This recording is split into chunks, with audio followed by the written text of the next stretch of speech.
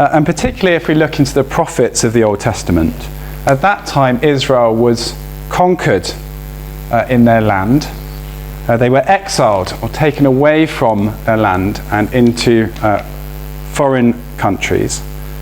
And they were subjugated by those who conquered them and took them away.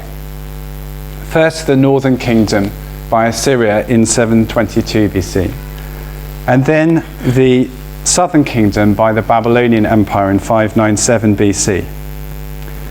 And that time of exile was a miserable time for Israel.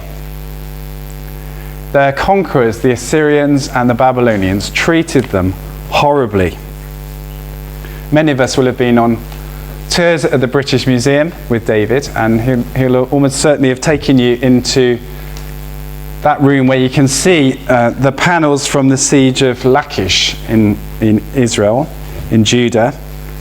And you can see from that frieze that has been preserved by one of their conquerors how cruel the warriors of Assyria were.